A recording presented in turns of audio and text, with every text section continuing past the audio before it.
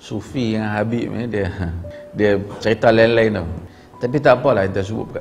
Sufi, para pengkaji mencari apa sebenarnya perkataan sufi ini. Sufi ini asalnya perkataan apa? Sebahagian mereka cuba menyatakan sufi berasal daripada ahlu sufah. Ahlu sufah ialah golongan para sahabat yang mana mereka ini telah memperuntukkan masa sepenuhnya untuk belajar dengan Nabi SAW. Mereka tu duduk di tepi rumah Nabi, di masjid Nabi tu.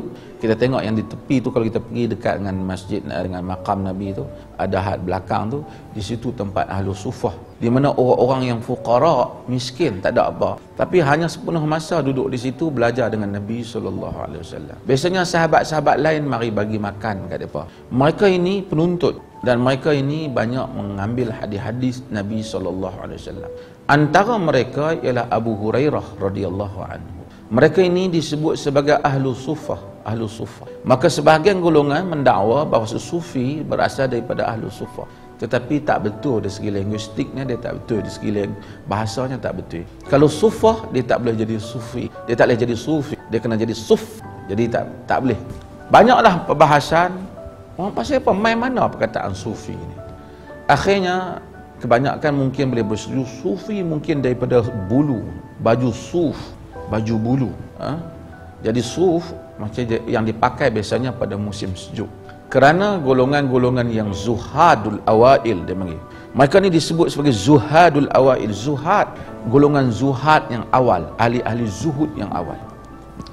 Golongan zuhud yang awal ni ada beberapa golongan. Di kalangan mereka ada yang memang saleh, memang zuhad yang saleh, yang beribadat. Di kalangan mereka ada yang saleh, tetapi dia tak apa nak betul di sudut kadang-kadang melampau dalam amalan agama. Ini menyebabkan para ulama hadis kadang-kadang mengecam golongan zuhad. Maka kita akan jumpa dalam muqaddimah Ibnu Salah umpamanya dalam ulumul hadis, dia akan menyebut tentang golongan yang paling banyak sekali mereka hadis. Antara golongan yang kuat buat hadis palsu ialah golongan zuhad, golongan sufi lah.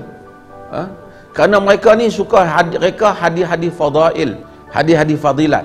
Fadilat surah tu, fadilat baca ni, fadilat macam-macam benda yang tak ada daripada Nabi SAW. Mereka juga yang mereka tentang fadilat, tentang semayang solat raghaib umpamanya.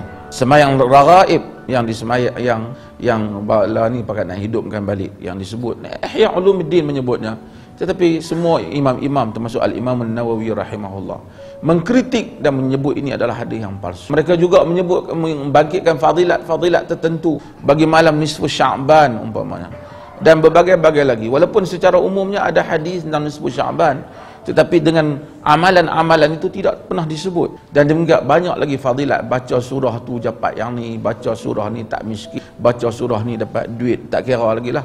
Itu yang bukan cerita hak palsu lain, ayat 1000 dinar dan seumpamanya. Di kalangan mereka tu saleh, tapi mereka telah melampau dalam hal ni yang selalu kita sebut. Antara tokoh yang selalu disebut oleh ulama hadis ialah Nuh bin Abi Maryam, yang dikenali sebagai Nuh Al-Jami'. Nuh Al-Jami' merupakan satu orang yang saleh, tapi banyak mereka hadis-hadis palsu tentang fadilat surah di dalam Quran. Kata ulama hadis, jama'a kulla syai' illa sidq. Dia menghimpun, jami' tu Nuh yang menghimpunkan. Dia menghimpunkan semua benda kecuali cakap benar. Benar tak ada dia. Orang tanya dia pasal apa yang hang buat hadis palsu ni. Dia kata sebab aku duk tengok ramai orang duk baca kitab sirah maghazi dan orang lupa baca Quran, maka aku buat hadis palsu tentang fadilat Quran.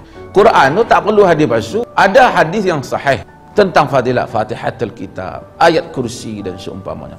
Fadilat tentang surah Al-Baqarah, dan ada surah-surah yang memang sabit daripada Nabi SAW. Tetapi Nuh Al-Jami' mereka punyalah banyak. Dia di kalangan golongan zuhad ini. Pun begitu, secara untuk adil, hendaklah kita tahu ada juga golongan sufi yang saleh, yang muntabit, yang tidak melakukan benda-benda yang salah, yang terikat dengan syariat. Kata mereka, idza ra'aita ar-rajul yatiru fil hawa fala taghtar illam yakun muwafiqan lil kitabi was sunnah. Ini disebut oleh banyak Al-Bustami, disebut juga oleh ramai Abdul Qadir Al-Jilani, Jika kamu melihat seseorang itu terbang di udara, jangan kamu kagum dengannya selagi mana ia tidak menepati kitab dan sunnah. Kerana golongan sufi ni sebahagiannya dia duk kira nak keramat.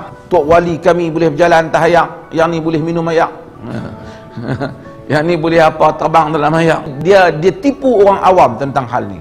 Maka sebab itu Al-Imam Ibn Jauzi tulis satu buku, Talbisul Iblis, yang terjemah barangkali tuan-tuan tengok, Belitan Iblis. Banyak menceritakan tentang penipuan golongan sufi. Pun begitu untuk adil, kita katakan ada orang sufi yang saleh, mana mendhabit dengan Quran dengan sunnah. Yang demikian itu disebut oleh Al-Imam Ibn Qayyim Al-Jauziyah rahimahullah. Ibn Taimiyah rahimahullah banyak mengkritik sufi, tetapi dia adil. Dia juga menyebut tentang sufi-sufi yang saleh dan mengiktiraf ilmu itu. Maka dia menulis kitab dia tentang Al-Ubudiyah, yang merupakan kitab yang berorientasikan kepada tasawuf, yang berorientasikan kepada kerohanian.